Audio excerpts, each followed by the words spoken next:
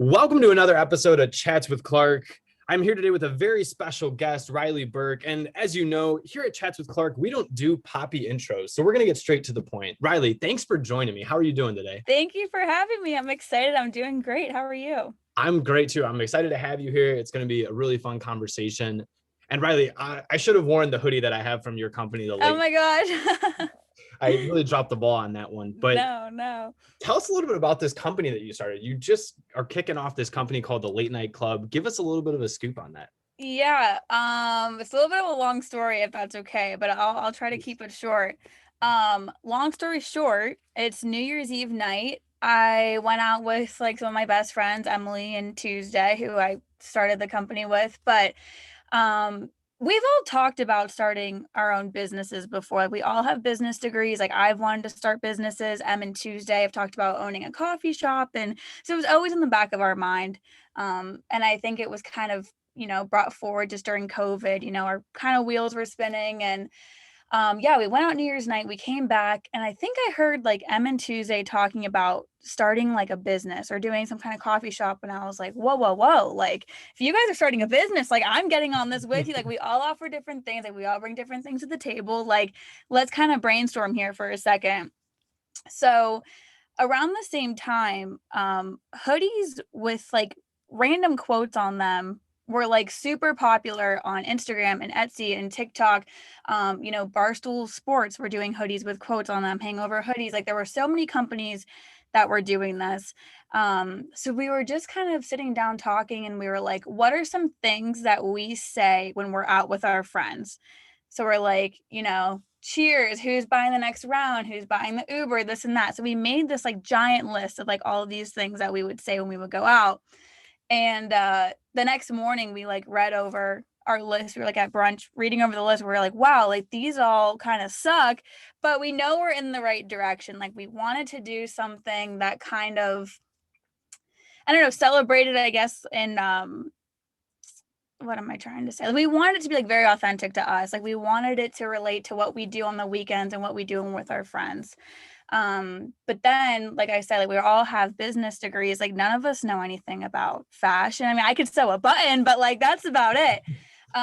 So I think we were just thinking, well, hoodies are pretty easy. You could just, order them in. We would design them, but we wouldn't have to physically make the hoodies. So yeah, that's kind of how it started. We called it Late Night Club, and it's basically just about celebrating those moments with your friends, whether you're going out to a party or a bar or late night drives, any kind of late night activity.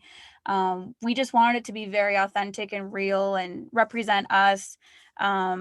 So yeah, that's kind of how it started. It's about being fun, being spontaneous, and it's been cool. A lot of our friends have been a part of photo shoots and different things. So it's been really cool.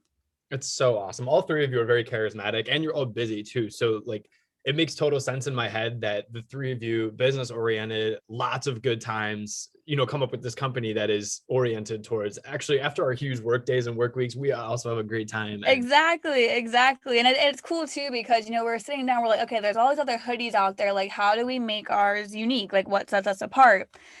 So we're just talking. We're like, what do we do when we are pre-gaming or in the car or, getting ready? We're listening to music, right? yeah, So we put a little QR code on all the sleeves of the hoodies. And when you scan it, it takes you to a bunch of different playlists on Spotify and Apple Music. So it's like a pre-game playlist, a party playlist. So it's pretty cool. And like I said, like, we wanted it to be very like authentic to who we are. Like, this is like what we do on a weekend. And we just wanted to like share that with everyone. So those are the best companies. I feel like every company yeah. that's ever been successful is authentic in that regard. You know what I mean? Mm-hmm. Do you guys make those playlists or are they customized? Yeah, no, we make them. We all sit down, we put in our songs, we FaceTime, like, okay, let's go through every single song. Does this match the vibe? It's a different playlist. So yeah, I mean, everything we do is just the three of us. So And it's how been did cool. how did it go when you first decided to kind of launch it? Like the three of you, so you have these ideas on New Year's Eve and you come up with the things the next morning, like the sayings where you're like, all right, these are better, and you've got the idea. Now you had your first launch. How did all of that process go for you? Yeah, so at first, because like I said, I mean, we don't, I mean, we took our business classes, but like, we don't know anything about fashion. Like, I don't know, like it was kind of foreign to us, and we're like, should we get these printed? Should we try to like screen print them ourselves? So that was actually our first that was like the first thing we had in mind. We're like, let's order the hoodies, but we'll print them ourselves to Okay. save money. Okay. So we order all these materials and we're looking on YouTube how to screen print. We're ordering all these paints and things. And it was funny too, because I live in Cleveland, Tuesday lives in Kent, and Emily lives in Hudson. So the three of us were all kind of far from each other. So, anytime we had to meet up, we're driving an hour just to meet up a few times a week. So yeah, I remember literally we were like, well, we need to like set up a shop somewhere. Like we just need space. So we made Emily's basement our little headquarters of Late Night Club. And there were just, hundreds of hoodies down there. And we just set up little tables and we practiced screen printing one night. And I remember we were just like so excited about it. I was like blow drying them so they would dry faster so we could see them. And after that we were kind of sitting down. It's like 2 a.m. at this point. We're like, wow, like that kind of took a lot of time, and it's kind of hard. I don't know if you know anything about screen printing, but you have to like physically like wash these screens and then like the stencils. It's just like a lot. There's a lot of moving parts. And we were like, I don't know if this is going to be the best option. Like if we have even like 20 orders in a week to all meet at Emily's house and like physically make these hoodies, and like if they don't turn out perfect, we have to waste the hoodie. So we were kind of going back and forth about what to do, and then finally we're like, let's get these like professionally printed. So yeah, it was definitely just a lot in the beginning. None of us really knew how to design. Like Tuesday kind of took that over, and God bless her, because it was a challenge, like designing the hoodies on Adobe and Illustrator. And yeah, it was just a lot, but we ended up launching I feel like I should really know this date. I know we launched sometime in March. Okay. But it was super exciting. Like I said, all of our friends were there, and that it just meant so much too. They helped with a lot of the photo shoots before, and it was nice to have like all their support, and we went out after. But it's been good. It's, I'm not gonna lie to you guys and be like it's been the most amazing thing and we've sold hundreds of hoodies, because we haven't. And everything is not always like easy and rainbows and butterflies, but it's been the coolest thing. It's been such a learning experience. And I think for all of us, like where we're at right now, like we're all busy, but I think we're doing the best we can with Late Night Club, and we're excited about it. So Yeah, no, it's such a cool company, and I'm really glad that you guys are staying true to yourselves and putting yourselves out there. thank What do you you. think what do you think your vision is for Late Night Club going forward? Do you have any ideas in the works? Is it going to be more hoodies? I know you Yeah. have the disposable cameras, of course, and the stickers that are part of your company idea. Right. Yeah, honestly, I mean, right now we only have like the 3 hoodies, Mhm. sweats, and cameras, but I think we'd all love to do different color hoodies and different sayings, maybe like shorts and hats.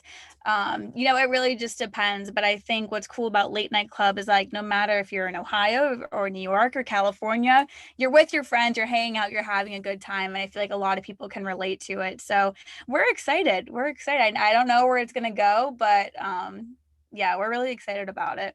Insider info, yeah, we'll keep that with you. And Yeah. I'll get back to you on that. it's been fun. I've been wearing the hoodie.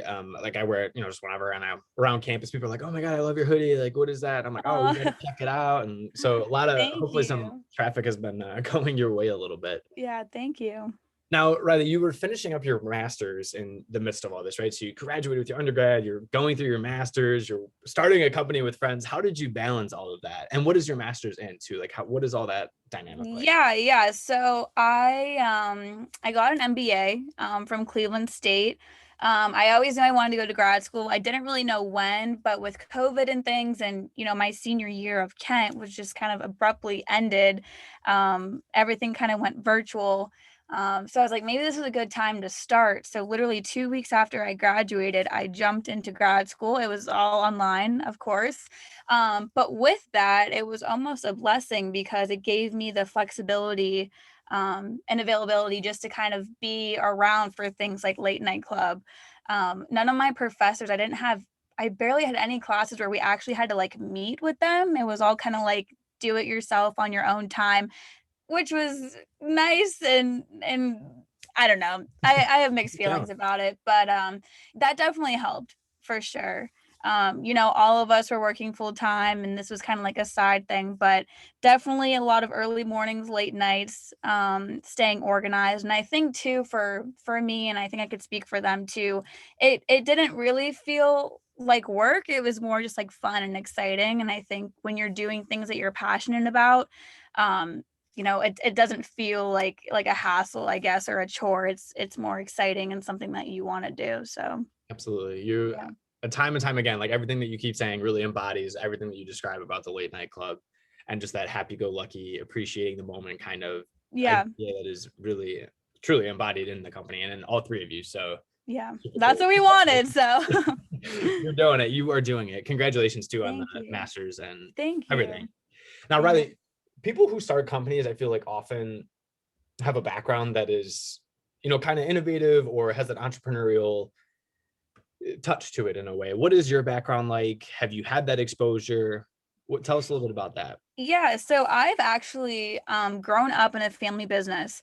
My dad's dad started his own business, Berk Enterprises. They're distributors of food service disposables. So they're basically selling anything from plastic cutlery to cups to straws. We do Chipotle's bowls and other kind of restaurant supplies. Or at like the fairs and carnivals, like the lemonade cups, French fry buckets, anything like that. So I've been very lucky to have kind of grown up with that. I've been passionate about that since I was maybe like 12 years old. So just, going into the office and traveling with them. And I've always just had a passion for business. And it's been cool, being able to sit in these different meetings and learn from all of these amazing people. So I think that's where it kind of came from, seeing a business that way. And then, I have a lot of friends now and people I've met through school who are starting their own businesses. My sister, for example, she makes like French macaroons, and she is selling them to people and selling them to a bakery. So I think just being surrounded by people who are so passionate about, starting their own business, like that's definitely kind of motivated me and to start late night club. So yeah, absolutely. There's that like-mindedness. And of course, when you're young, you see that and you see that it's worked out and that your family's happy with it and enjoys it. There's a lot to learn from that, just from simply observing. And then absolutely into it, then you see all the intimacies and how it actually processes. That's super cool. It's super cool. It's really exciting. So what was like do you have any defining moments? Do you have any like moment where you remember, so you said when you were 12 it kind of hit with you. Do you have any moments that you could pin back to where you're like, I really knew at this point that this was something I wanted to do? Do you have any like specific stories that come I up? actually do. Yeah. I was I think I was like 13 or 14. There was this trade show happening in Paris, which is like one of my favorite places in the world. It's called IAAPA. It's like the International Amusement Park something something something. So it's like anyone that has to deal with anything amusements is there. So like we were there because of like the lemonade cups, French fry buckets, but you have vendors like Pepsi, you have like the people who are building the roller coasters for Cedar Point is there. Like anything you could think of amusement is there. And it's also like the international show. So you have people from all over the world at this show. And I remember just kind of standing, like we had like our little booth of our products behind us. And I just remember like holding catalogs and talking to people from all over the world. And I think I knew in that moment, I was like, I want to do this like forever. So like I said, super fortunate and lucky to have grown up in that family business and given these experiences. But yeah, I'm really excited about it. My dad's also really excited about it because as a, family business, I feel like, as a parent, you want your kids, like you want them to keep the business going, right? So it's funny. I have 4 other siblings. 2 of us are really interested and the other 3 just have no interest. So my dad's happy about it for sure. Yeah, good. It keeps the 2 of you going. And exactly. he's put so much time into it. Right. I could imagine that could be kind of a devastating blow to hear that no one wants to keep on all right. And I feel like that happens a lot with family businesses, which is a shame, but yeah, luckily, me and my brother were super excited about it. So I'm excited. And now, so are you going to work with the company? Is he working with the company, your brother, that is? What does that look like for the 2 of you? Yeah. So, I mean, I've been working part-time there since I was 13, whether that's going to fairs or trade shows or, meetings and things. So I'm going to actually start there back officially in the beginning of June. So I'll be working as like a national sales rep. And then my brother is going to be a sophomore at Ohio State. So he's still in school. He works there part-time in the summer and things, but yeah. Absolutely. Yeah. That's so cool. I love all this business stuff. So I just love the creation aspect of it, I think. I do too. I do too. Someone has a vision and has the drive and the means to make it happen. There's so many logistical hoops to jump through. And so that impresses me when people do it. Of course, such a grand skill in your family's case. So congratulations. Thank you. You think about that fresh squeezed lemonade too. That stuff's amazing. Right. I know. It doesn't sound good right now. Oh, go ahead. No, I was just gonna say, yeah, with the sun coming out too and all this summer weather, I'm like, oh my God. Well, I was gonna say too, I'm so excited because last year all the fairs obviously were canceled because of COVID. But my dad got word a few months ago that I think like every fair is happening this year. So super excited. Super excited. Lots of lemonade and fries too. That's right. For you guys. The best. Reilly, who are some of your biggest influences in your life? Maybe like you keep mentioning your dad, so I would guess him, but maybe him, and who else? What do you see in them? Kind of tell us a little bit about your influences. I'd love to know. In like, even if you don't know the person, I think that happens a lot too. Do you have influences? Oh geez. I mean, there are so many people that like influence and motivate me daily. I mean, I think, like my dad, my parents are huge role models.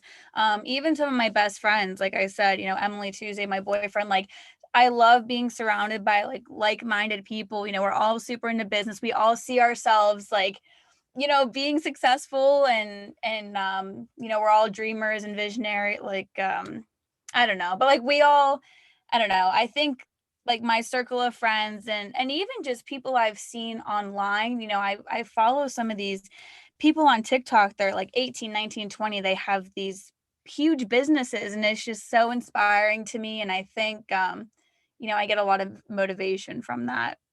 Yeah, absolutely. Do you find that your TikTok algorithm goes that way too? Just constantly business stuff or what? Yeah. A lot of it's business stuff. Yeah, for sure. And it kind of is a natural tie-in now. Rather, you've had some TikTok success. What do you attribute that to? It's so funny to me. I think TikTok is the craziest app. I love it. But it's just so crazy in the sense that everyone's posting different things on there. And views are just so crazy. One video could get literally 5 views and the next one has 5 million. So it's literally insane. What happened with my TikTok, and this was something else that I started over quarantine. I think a lot of us got TikTok during that time.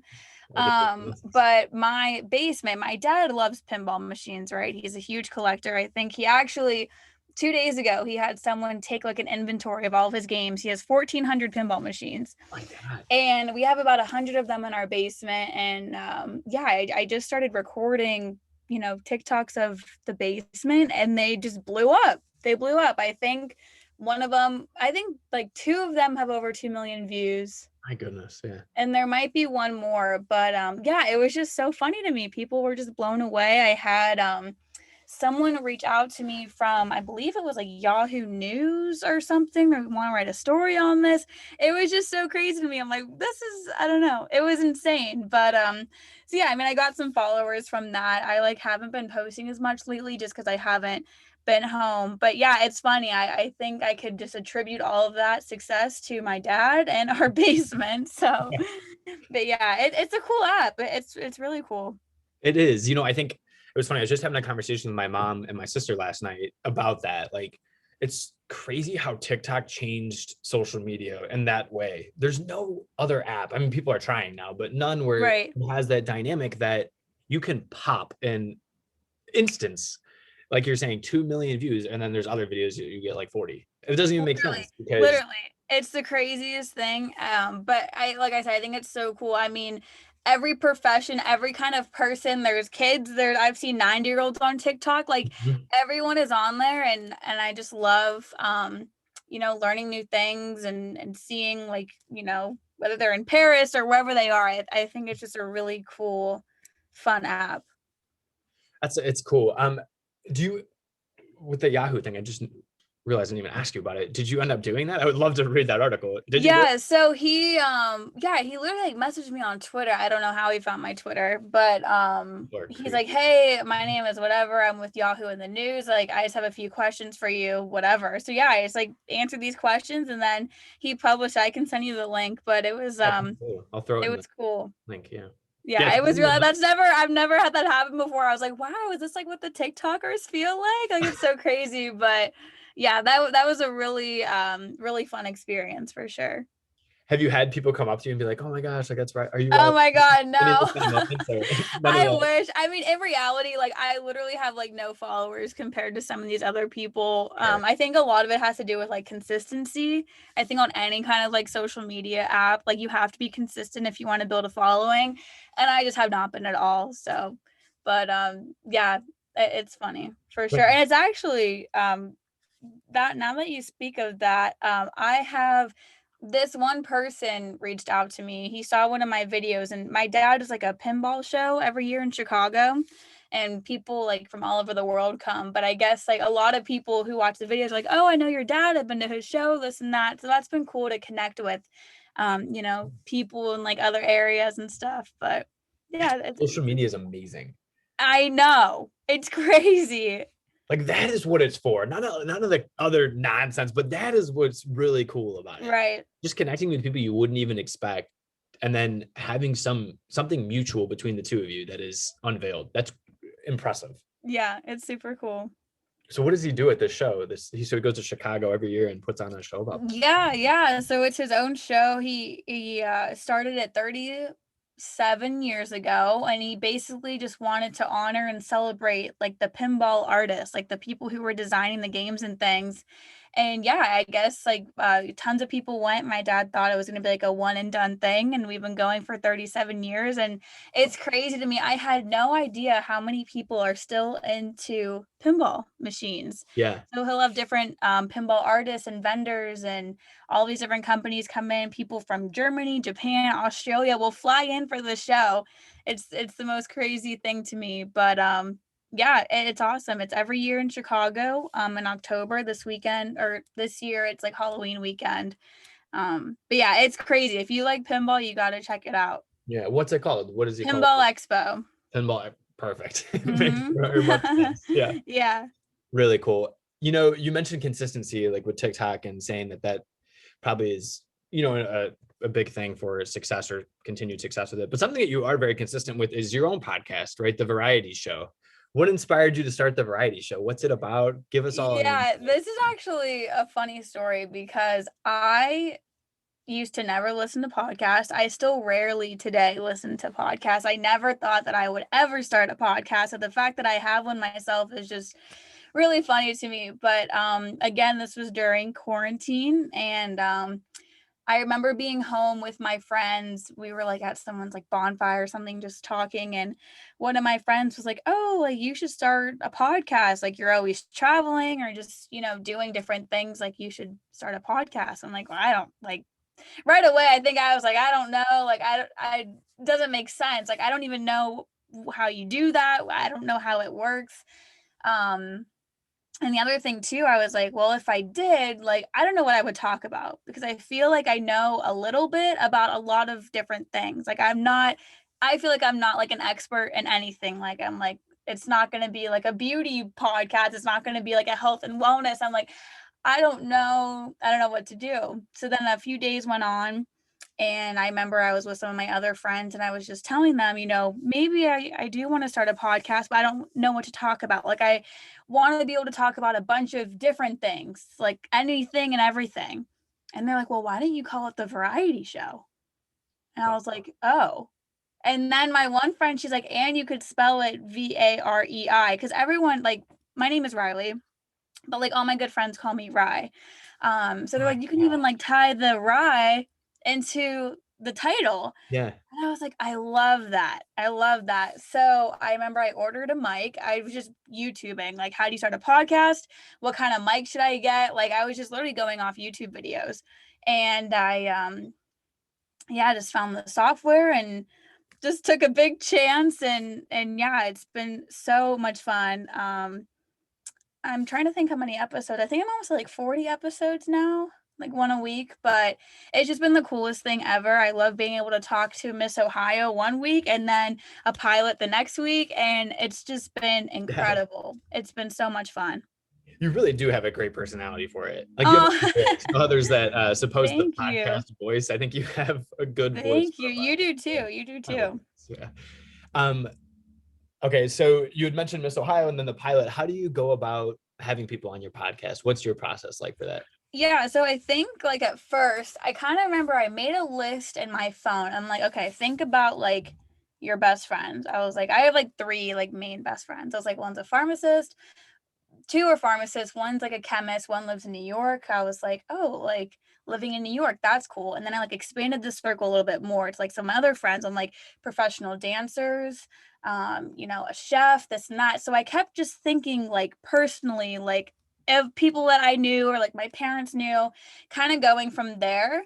Um, and then I was like, at this point, like I just really want on anyone that has a cool hobby, they do a cool sport, they have like an interesting collection, they travel. Like I really just wanted, anyone and everyone on. So at some points I was, randomly like texting friends and they were all about it.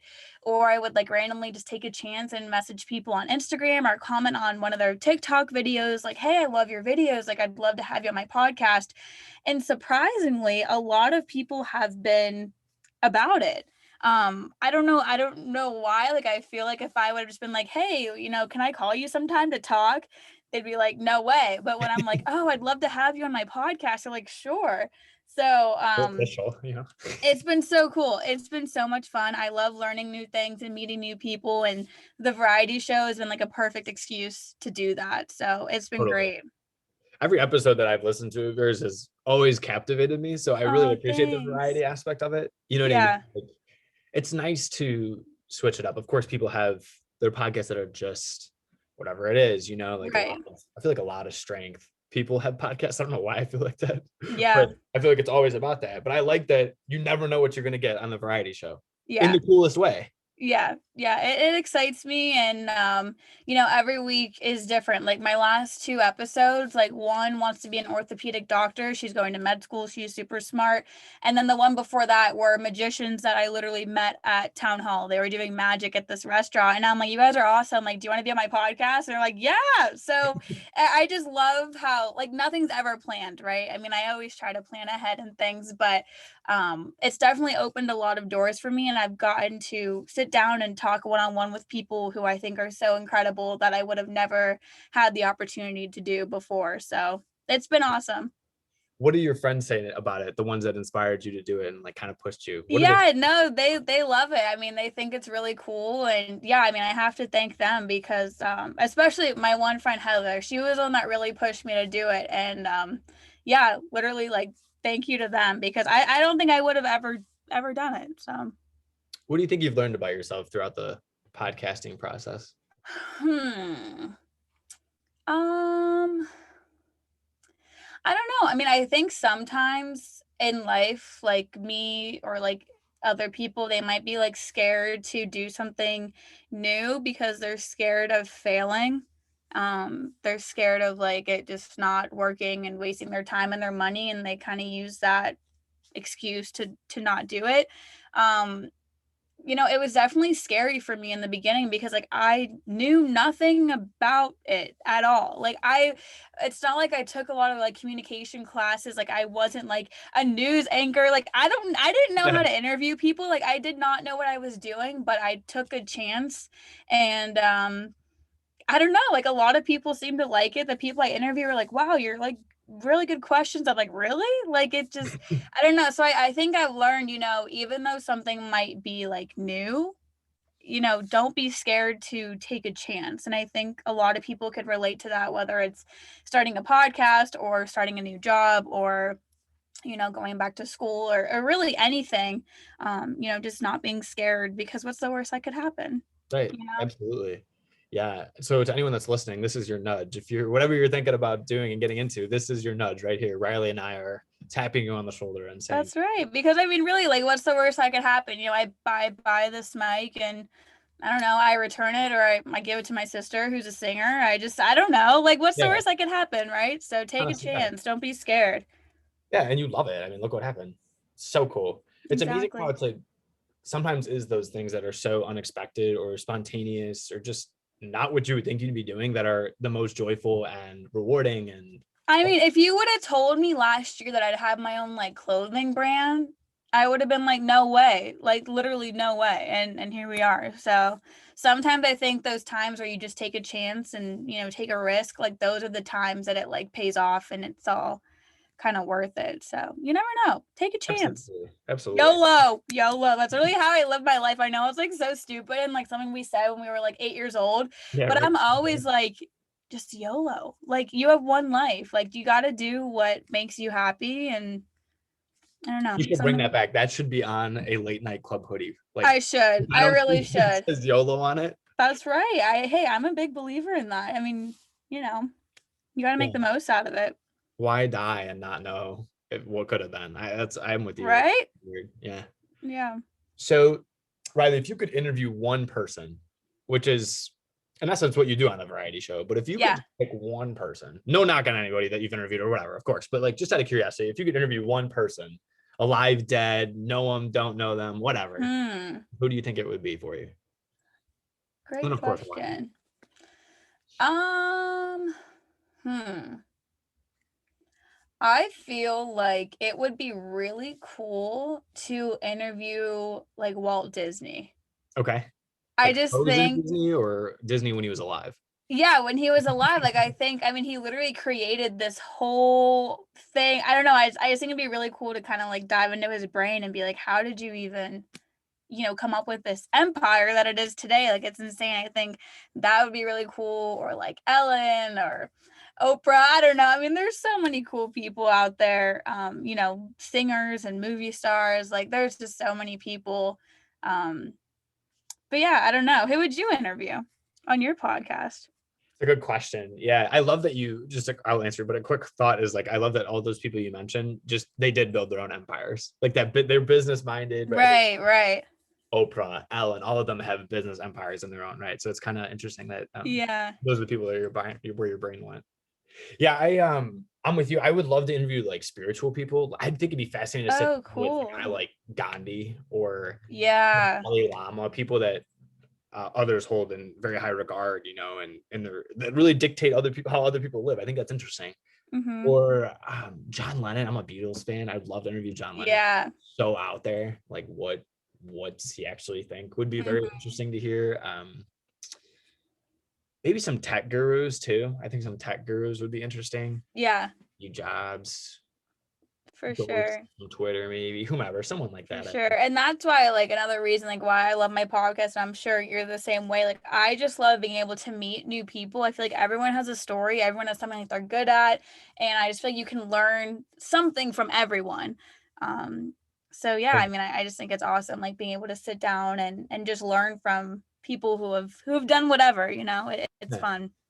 That's kind of like your podcast motto is like learning something from everyone. That's really cool. Mm-hmm. It adds to you saying like how you know a little bit about a lot, and that's good. Yeah. Yeah, I mean that's good. It's very diverse. So, do you have any regrets, Reilly? Do you have any big regrets? You're a Oh, YOLO geez. fan. You're starting all these things. What would you say is Yeah. your biggest regret? Hmm. Um, you know, I feel like I guess I'm gonna say I'm proud of myself in the sense that like I always like I'm very like outgoing and adventurous. I'm a big believer in YOLO, right? And I'm always like kind of like, you know, the take advantage of every opportunity kind of girl. Like if someone's like, we're going skydiving, like, yeah, I want to go. We're going on this trip, I want to go.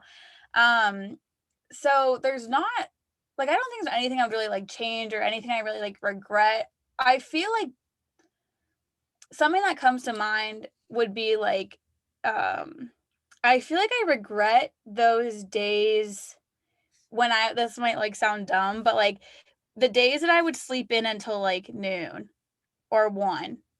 Like I feel like now looking at it, I mean when I was working, like I would get up at 4:30, go to the gym, go to work, do classes, do late night club, and I think I regret like the the time I had, or like maybe regret spending so much time on my phone. I think that might be a big one versus like, you know, being off my phone and with my friends and just like outside or doing something. So yeah, I think that would be my biggest regret, like wasting time. Like I think our time is so like precious and valuable. Um, so yeah, I think that'd be my biggest regret, just wasting time, whether that's like sleeping or on my phone, and not just like living and creating and traveling and being with people that I love. So That's so powerful. Really. I mean, that's so powerful. And I think we can all relate to that. Oh my God, there are so many days where we fall trapped to the phone. right.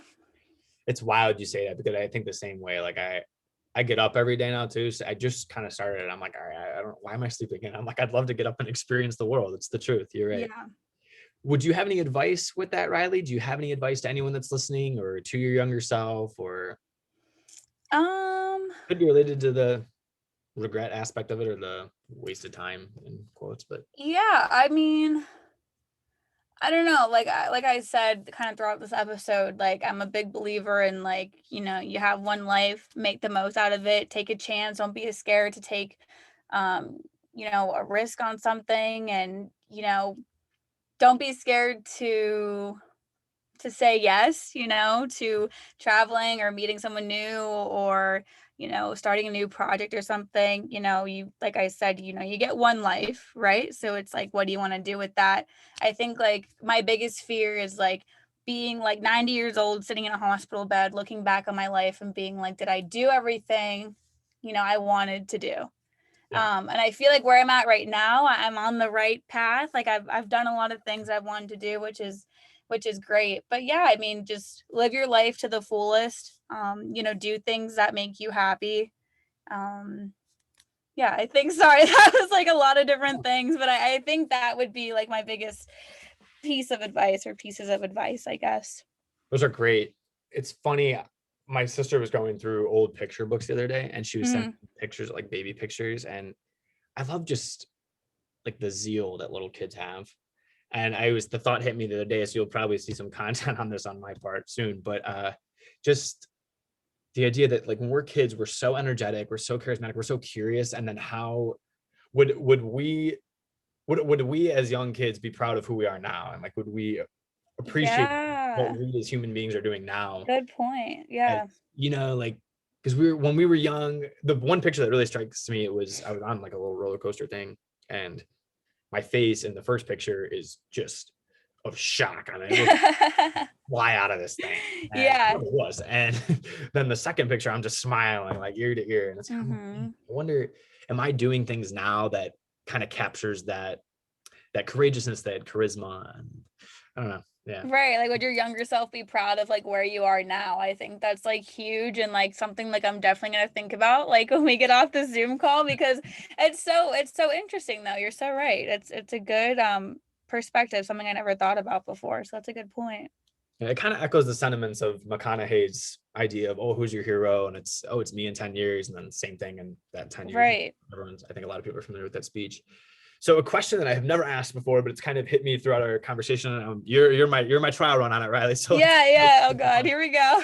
hopefully it's a softball for you. But if when looking at other people, if you could define in one word the most, what you look for in another person, not like romantically or whatever, but Mhm. like what do you think is the most admirable Like, attribute or trait, privilege? yeah. Um, One word, I would probably say, like, driven Okay, I was or guessing you were going to say ambitious, hardworking. so I Yeah, like, I really, like, vibe with people, I guess, who, like, you know, they want to be successful. Like, they like vision themselves like 20 years from now, I'm going to be doing this. Like, I mean, of course, like I have friends, and sometimes I'm like this too, or I'm just like on the couch on my phone. Like, you know, I'm not saying every day I'm like, let's go, go, go, go. yeah, But, you know, yeah, I definitely look for people. And I think I'm friends with a lot of people who are just very driven, hardworking. totally. And knowing your friends, I couldn't agree more. Yeah, or Yeah. know some of them, I should say. Yeah. Mm-hmm. So Reilly, one of my biggest contentions is that if we want to be happier, we ought to live grateful lives. So the more grateful we are, I think the happier that we are. Do you see gratitude playing a role in your life? Oh, 1,000,000%. I mean, I am extremely grateful for everything, and my friends and family could tell you that. I think it's huge just to remember, where you came from, and every day, even I'm grateful just for being alive another day and getting to do other things. I have a sister who has cerebral palsy, so I think she definitely like just motivates me and just reminds me just to be grateful every day for just what you have, who you are, where you are in the world. We hear all the time, and even recently on the news, like these like bombings and things with like Israel and all that going on. And there's just so many people out there, I think, who are less fortunate than I am, than you are, than any of us are. So I think gratitude is huge. I think it's so important just to, pay it forward, volunteer and give back whenever you can. But yeah, I mean, I think it's huge. I think it's really important that people like, are grateful for what they have and kind of just keep that in the back of your mind. So Amen to that. Yeah, it's really well said. Right. I really appreciate your energy and just kind of your willingness to share your thoughts and your ideas. It's been an absolute honor and a pleasure. I yeah, love, thank you so having you much. on. Do you have any kind of closing thoughts that you want to share? Any last piece before we wrap it up? I guess if I had any last words, first, I just want to thank you for letting me come on your podcast. Sure. But second, if you're listening to this and have any desire to be on my podcast, it doesn't matter who you are, where you live, what you do. I'd love to just learn more about you. If you're interested, my Instagram is the Vareity Show, and that's VAREITY show. So you can message me on that. I'd love to have you on there. By Late Night Club, if you guys want a hoodie. Our website is just latenightclub.co. And I think if you use code, I think it's like drinks on me, you'll get 10% off. So you can buy a hoodie if you want. But yeah, no, I mean, this was a lot of fun. Thank you so much for your time. Thank you guys for having me. Oh my gosh. Yeah. And I, for anyone listening, this will be all in the description, so you can refer to that. And if you're on YouTube, I will put the links to all the different things that we've talked about today in the description, so you can just click those and get your hoodies and start listening to the Vareity Show. So Awesome. Everyone, this has been another episode of Chats with Clark. Thanks for tuning in, and we'll talk to you next time. Thanks.